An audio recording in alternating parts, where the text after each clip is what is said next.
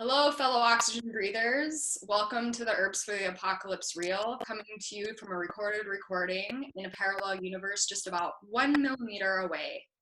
Herbs for the Apocalypse focus on ways to create self empowerment and to respectfully use herbal medicine in order to be able to shift our consciousness and heal ourselves and to be able to face what is to come. And so the guests that I have on my show are implementing these tactics in their daily lives. And today I have the pleasure of having a dear friend, Kendra Benttinen, with us today, who will be discussing radical economy. So thanks for coming, Kendra. Hi, Sarah. Good to be here.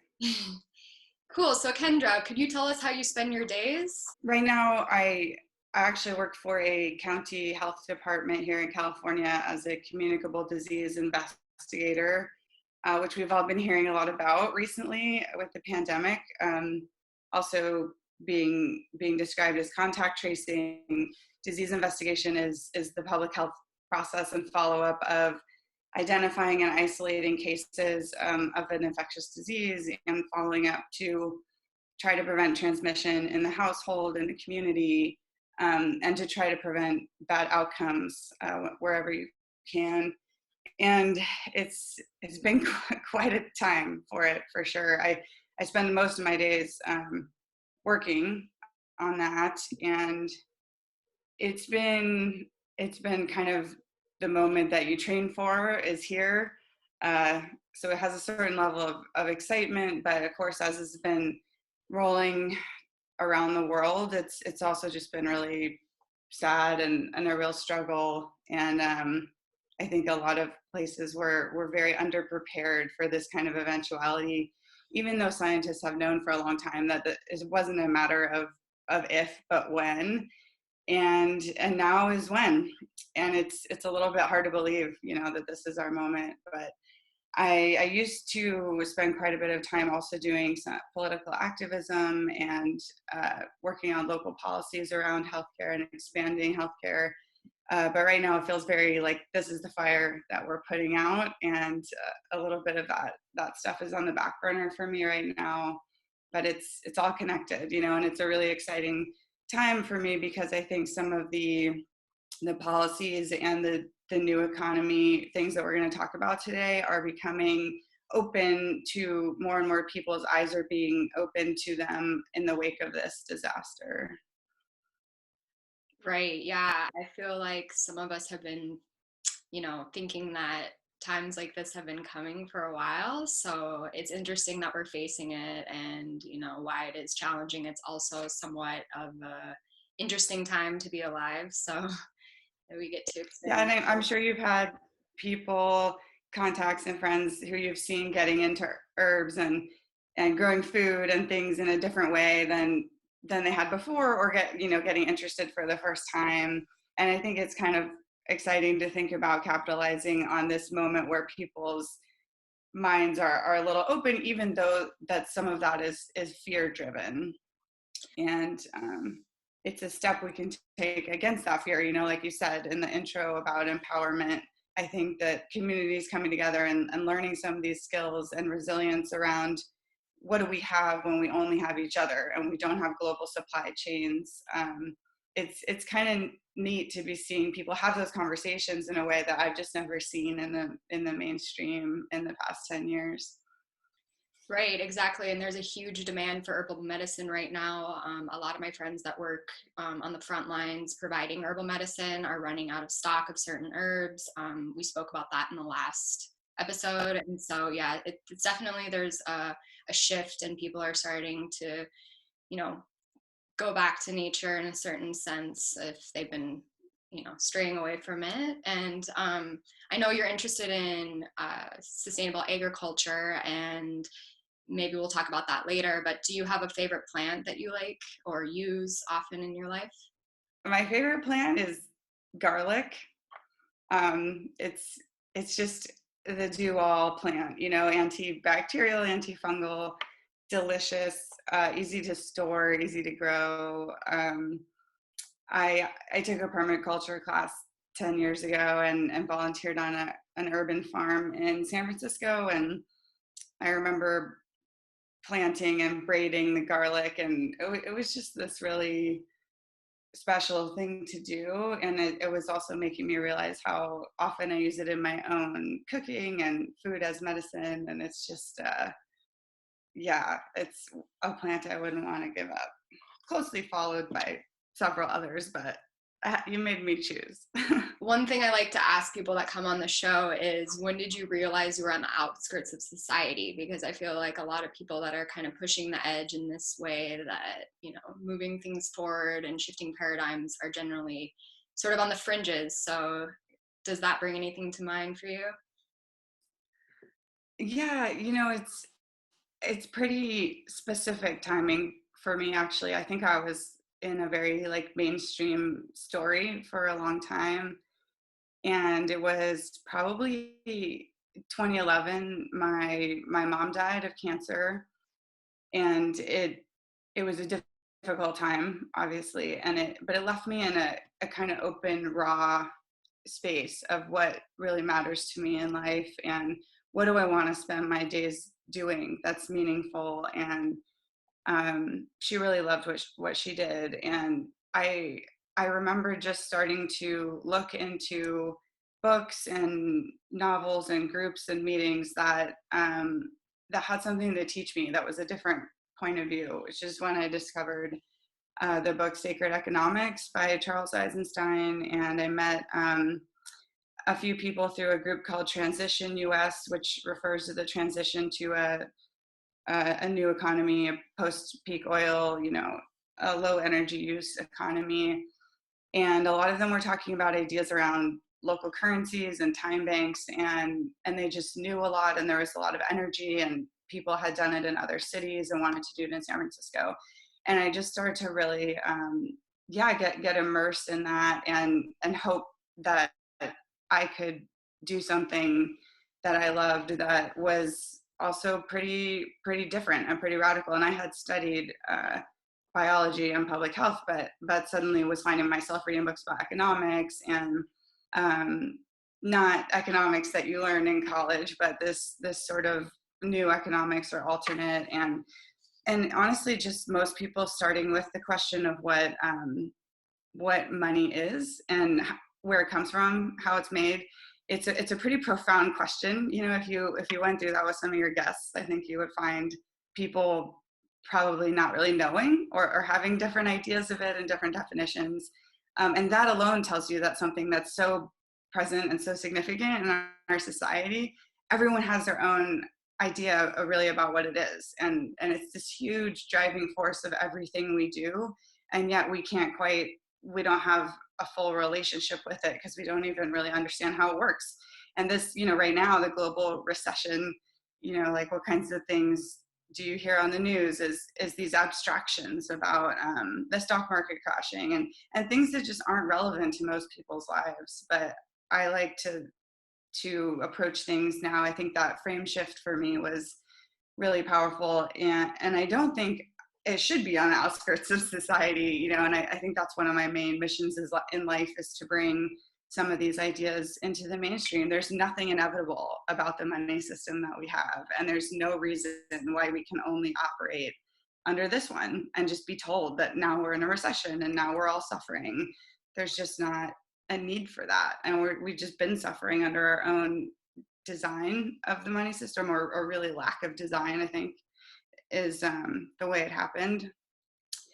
So yeah, I think 8 years ago, so a year after that, I started Bay Bucks, which was a Bay Area local currency system that was a business to business program that we can talk about later in the program if you want. But that was really when I started meeting people who were in this world and had these incredible ideas, and were writing about them and experimenting and living in hippie communes, kind of back to the land 70s, and incorporating some of these ideas, but in practice and really living them out. Great. Yeah. And I remember you recommended Sacred Economics to me, and that book is incredible, and it's available for free online. You can read it. And I remember it's something you read a page of, and you have to set it down and kind of think about it. And so, yeah, let's talk about local currency and how that can shift our current system. Great. Um, yeah, well, maybe I'll start with a question. When you feel okay and resilient and like you're going to be okay in life, um, how much of that is connected to your bank balance? And I think, for better or for worse, most of us in the last 40 years is almost 100% of how we feel, mental health, like day to day, is connected to this number. And it's, money is not even, it's mostly digital now. It's not really something you can hold on to. 97% of all money is created as debt with interest, which most people don't know. So some of the only money actually created directly by the government is coinage, but the rest of it is created by private banks. And we have this system that's based on debt-based money, which actually has profound effects. It's, we don't have to get into that today, but it's interesting to start to look at people's ideas around debt. I have a friend who was an artist, and her medium was debt. That's what she worked with, and it was just really cool thing. She would bring people together who had a lot of student loan debt or personal loan, or just struggling financially, and have them build structures of like what their debt looked like in the real world. They would make something and they would manifest it, and how that helped us feel better. And to see everybody else's debt in a visual way kind of made people feel okay. And it's just a crazy place that we've gotten to. It's just this one type of money, which is, in this country, US currency. And there's so many other ways that we could exchange value. And actually, a lot of people do in very small ways. And this is a good entryway into saying, oh, you don't think you know about local currencies, or you don't think you would participate in one, but you probably already are. Things like miles when you fly, and saving up your points and redeeming them. That's basically a local currency system. That's you. Unfortunately, it's not really local because it's with a corporation, but you can set up those same types of systems. And really, money. My favorite definition is that it's just a medium. Well, you can separate money into sort of a medium of exchange or a store of value. And often in local currency, you want to separate those two functions of money. But to me, it's just an agreement backed by a technology. And technology can be very open to interpretation. I mean, it could be paper, it could be low tech, or it could be something really powerful. And that's what's exciting about right now is we have this really powerful thing called the internet. We have cryptocurrencies, we have smart contracts, and there's a lot of people innovating, but it doesn't even need to be that complicated. It's just thinking about an ecosystem, plants, and the things we know about companion planting, for example, like things that grow next to other things, and the layers that you build in an ecosystem where the function of one plant is aiding the function of another, shading something that needs partial shade. And they thrive because they're kind of in this environment where they're in the right place. And my vision for our wallets, as it were, our lives using different types of money is kind of like that. Like you pull out your wallet and there's 6 or 7 different types of ways that you could exchange money depending on who you are and who it is. And it's designed for that. So maybe you have a currency in your neighborhood and you use with your farmer's market, and it never can leave the community. It just kind of circulates locally and builds local wealth and can't be extracted by corporations, can't leave. That's what my system was. And then you could have a regional currency or a time bank where there's actually no money, you're just exchanging skills and keeping track, kind of point system. And my vision is for US currency to become the last resort. You hardly ever need to use it. And that's because it's connected to this whole global financial system that's so fragile, that causes a lot of misery, that that has a lot of problems. But those other types of currencies that we are building, even flawed ones like early, in my opinion, Bitcoin and some of the early cryptocurrencies, it's not that there's anything wrong with the technology, it's that the humans designing the systems have to design them to be different than money, to be non-exploitative, to bring community together, to be non-extractive.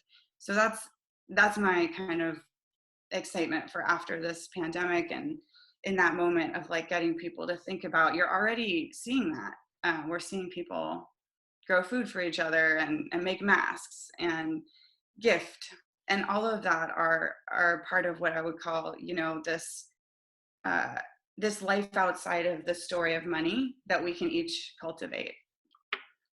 For me, the economic system and the structure of money is so outside of me and so beyond me, and wrapping my head around how the economy functions is hard. So ways that we can empower people to get involved in their local economy, I think, is great. And you had mentioned agriculture and connecting back to the earth. And so how can local agriculture and sustainable agriculture help to boost the economy? Oh, it's totally critical.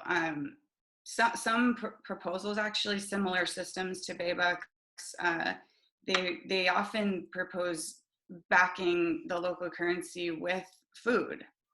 Um, I like to joke when people there's this whole group in society that's into storing value as gold. I'm sure you've met some of these people, because it's this sort of durable store of value in theory.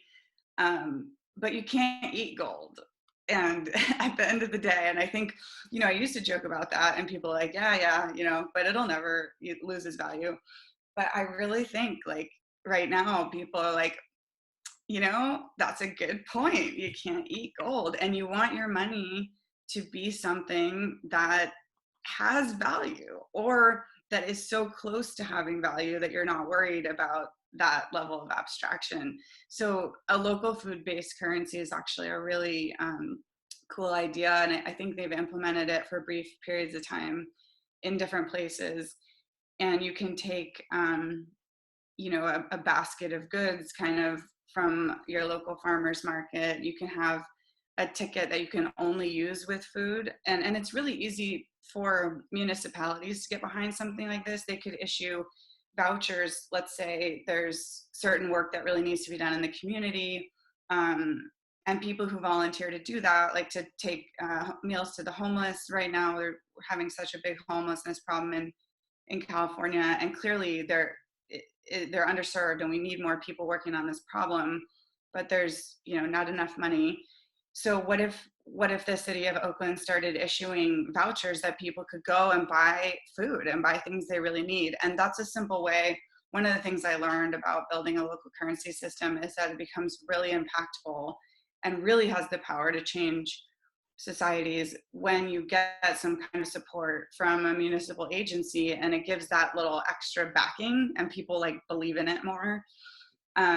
You don't need to have that. You can have the agreement just among the group of users, businesses and individuals, but I think it's really powerful when it involves food, because it's sort of the ultimate, everybody eats, and it's at the bottom of our needs, and that will always be valuable to us. So I think local agriculture is like the partner for building new economies. And you have to have, in Northern California, you have to include, the kind of broader region where we grow food and wine, and where we manufacture things. So you end up getting into like 100 to 150 mile radius of what I would call like a local or regionally self-sustainable economy, where most things, in theory, most needs could be met locally.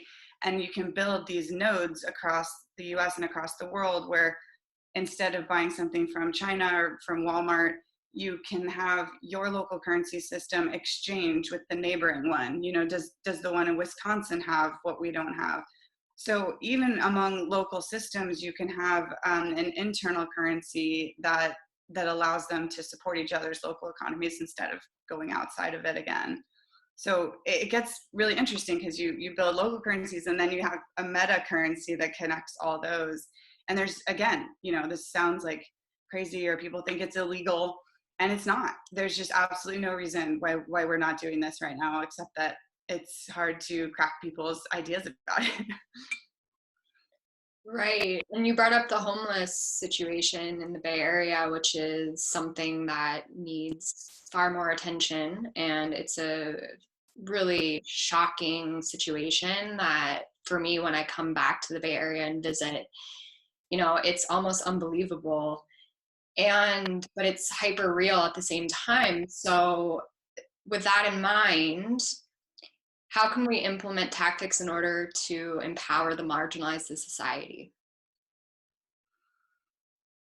That's a great question. I'm really interested in this right now, wanting to pivot some of my work towards organizations that I think are really doing a good job at this. I think what you have to do is totally change our conception and have the people who are homeless, who are marginalized, who have been ignored, who have been left out of capitalism, be at the very center building the new economy. They are the ones who should design it. And it's finally we're getting to that understanding, and we're centering.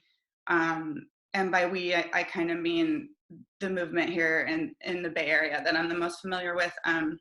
But there's an organization called Common Future that it identifies people all over the country that are doing these innovative things and implementing systems like this, and supports the ones that are really working, and largely supports people of color and people in communities that have been decimated by the economy, that never recovered after the 2008 recession. And some of those examples I can give that I'm excited about, I think apprenticeship is really underutilized in the US. I think actually Europeans probably know a lot more about it and are expanding the ways that we can learn and become successful in a career. Here in the US, it's very, you jump through the hoops and you go to college or you don't. Like, there's just no other. We've lost a lot of trade schools. We've lost apprenticeships and just alternate ways of learning and succeeding. Like, college is not for everyone. That amount of student loan debt is not for everyone. Participating in a for-profit education system at all is not for everyone.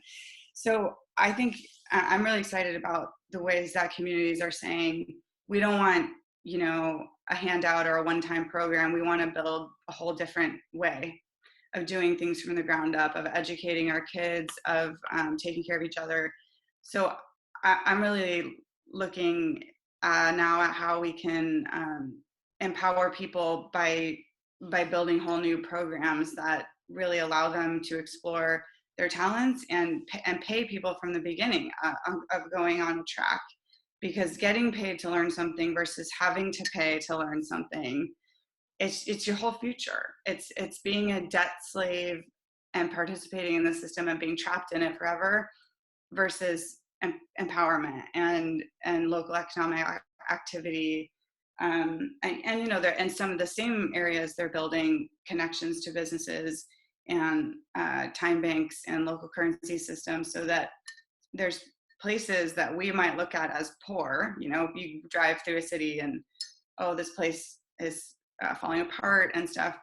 But what you often find in places like that is they have each other's backs. And I think more privileged communities right now are surviving the pandemic and the loss of work and the shutdown by relying on privilege, and are able to hole up in their homes and get delivery and whatnot. But everybody else is surviving by relying on each other and having built these community ties, and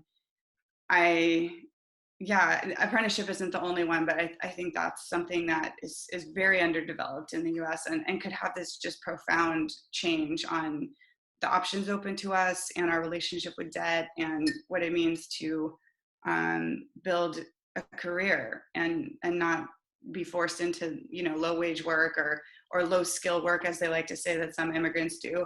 I think the pandemic is showing us that all work is essential. I mean, the frontline food delivery people are as essential as the doctors, and doctors are telling us that, and I think it's just a really great moment for us to step back and be like, this doesn't work without all of us, without agriculture workers, without immigrants, without, and we need to support those people so that they can do that work and they can live and they can thrive. And we don't do that right now. Right. And you brought up a good point that we've discussed before, which is that, something I've seen personally in my travels and something that's mentioned in the book Sacred Economics is that communities that have less, how people would define that in whatever way they wanted. But if they have less, they actually give more. And that's been validated by scientific studies and something I've seen firsthand as well.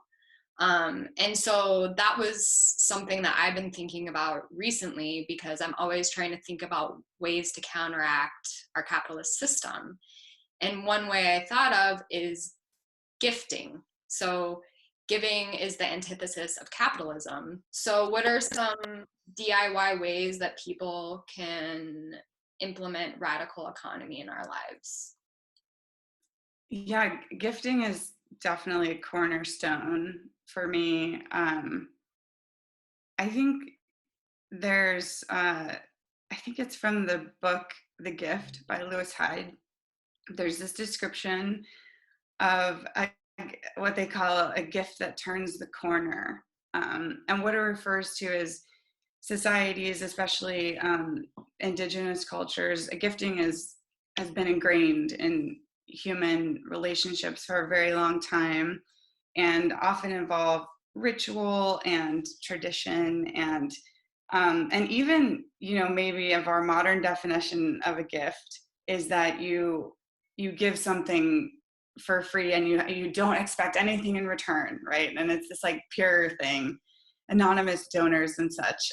But my concept of gifting that was largely shaped by sacred economics and then by other reading that I've done is that gifting like that doesn't connect us in the same way that gifting does, that creates an obligation.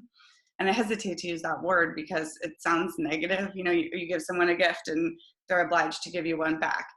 But they're not obliged. It just creates a connection and a relationship between families, between cultures, between individuals that nothing else we have really does. And Charles talks about, Charles Eisenstein in Sacred Economics talks about the story of the gift and how, even in our capitalist little society now, we like to, we buy someone something that we think they're going to love. And they do, and we're like, oh, I went to this store because I knew you would like it, and it had this thing on it, but I wanted to get it in this color. And you tell the story of the stores you typically drove around to, or the capitalist corporations that made this thing that you found. But I think we all know and we all intuit the most valuable gifts are things that are unique, that are made for us, our songs, our things that nobody else has. And they have this real specialness and intrinsic value. And those kind of gifts, it's not that you expect it back from the person who gave it to you, but when a gift turns the corner is when it ignites a reaction and people spread out from you in their gift giving, and at some point that comes back to you. And it's not karma, it's actual, it's math. You're building those relationships and you're gifting, and just the way that turns back around is that eventually it's going to be your turn. And we've built these, and we've basically eliminated that type of gifting from society. So if you can bring some of that back in, and people do at the holidays sometimes, and we make things for each other, we make food, and I love that. It's one of the reasons I love the holidays. My favorite. I love bringing people pies and those kinds of gifts, but I think we crave, and we're seeing this now.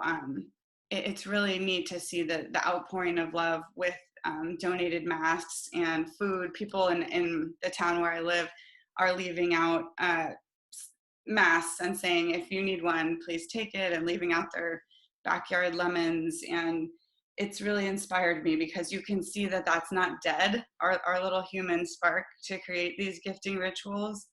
is still there, and you take one and they'll start coming out and talking to you, and they want that chance to engage. We really all want connection, and sharing the things we have with each other is just such a fundamental way to connect, and I think about non-monetary gifts you can give. Even if you have nothing, you can give your time and your skills, and that's been really cool. People are asking longtime gardeners, how to grow things, and those are gifts, and giving of your time and your stories, so I don't think people should ever feel like they have nothing to give. That's a story from capitalism.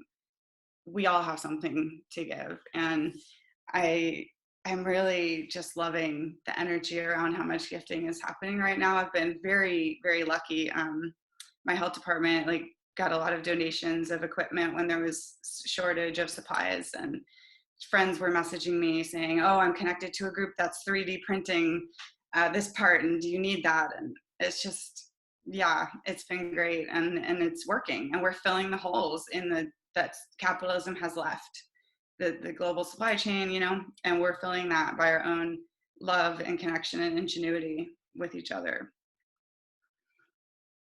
Yeah, that is great to see the gifting spirit comes out. And that's one thing that I always find to be challenging around the holidays, because people seem to always kind of go into the holiday mode, and then afterwards it's just business as usual. And I can see that as sort of a representation for our current times. People talk about, oh, when everything gets back to normal after COVID and we go back to normal lives. Well, I don't think that we're going back to a normal life. I think that this is going to hopefully be a permanent shift in our perspective and the way that we function. And for me, I think about after the break that we've had with, travel and movement, that nature is starting to regenerate. There are wild animals coming out in major cities.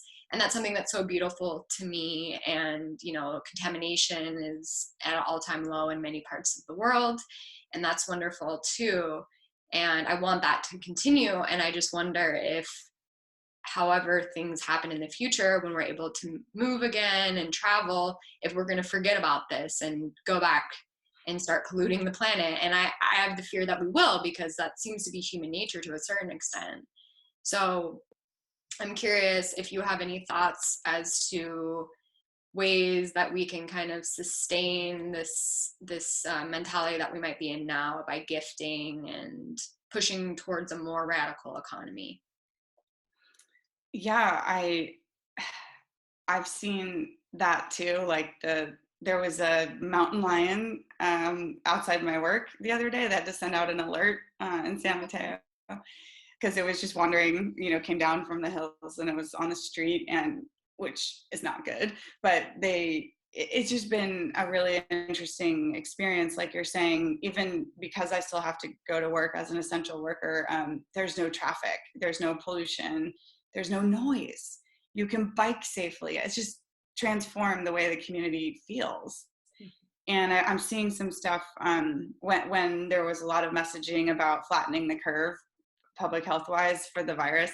I was seeing a lot of messaging using that language and say, let's flatten the climate curve. And people are trying to jump on this moment, as an opportunity to do what you said. Let's not go back to the old normal. Let's create a new normal. It's so pleasant being around at home when there's just hardly any cars driving. And what's stopping us from now? Companies have invested in building this work at home infrastructure. Clearly a lot of us can do it. And yeah, I think it's going to be really powerful to say, look what was possible, look how much we were able to reduce emissions.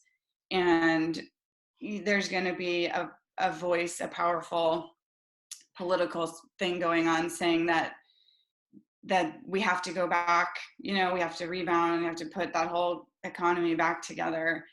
And I think the way we can resist as community is just to keep asking yourself, what's the thing that I can do? Well, let me back up. So I think there's actually a lot of things and I want to give people actionable ideas too. So I've been wanting to do this event. I haven't had a chance, but if you look into switching everything to local instead of wherever you're buying things, from Amazon to a CSA type of thing. So that exists in a lot of realms, like not just local food and agriculture, but some places have local internet service providers and local places that you can support when you go out to eat. And what are the communities, what are the businesses that are owned by cooperatives instead of having a hierarchical structure? Who are the worker owners? Who are the businesses of color? So you can put very low amount of effort into just looking at, where am I going if I am stuck with dollars for now and I'm participating in this system, which of course we all are to some degree. Where can I spend that's going to make a difference and reflect my values? And especially coming out of this recession, that's going to be super important, because those businesses are at the margins and they're at risk of going under. And I see this very scary thing to me of this like option between kind of the Amazon takeover and the rebounding of all these local businesses. And we have to be a part of that. We have to make the sacrifice, pay a little bit more, call our elected officials to direct the money and the support to building local economies, and not, just letting it all fall apart and go to Amazon. I've been seeing, people floating ideas about letting Jeff Bezos just buy out the US Postal Service. And it's a little bit dystopian nightmare status when you get into the privatization of something as important as the postal service that so many people rely on for medication, and that's an essential part of society. So I think we can all do a small thing. And then the next step up, I would say, is start to ask around, read some articles in your local area and see if anyone's talking about starting a time bank, or has a food exchange, or is trading cuttings from their garden.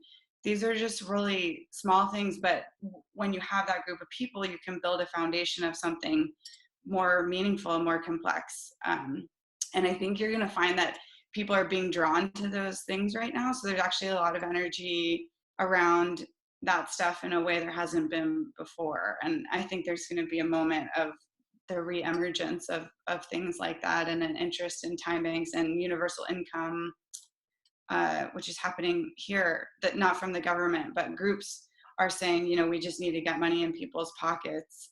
And if you have the money and you can support an effort like that, try it. See what doing, supporting another family with a small amount each month could do for you as a gift that you're giving, and the way it impacts your whole community when people are lifting each other up.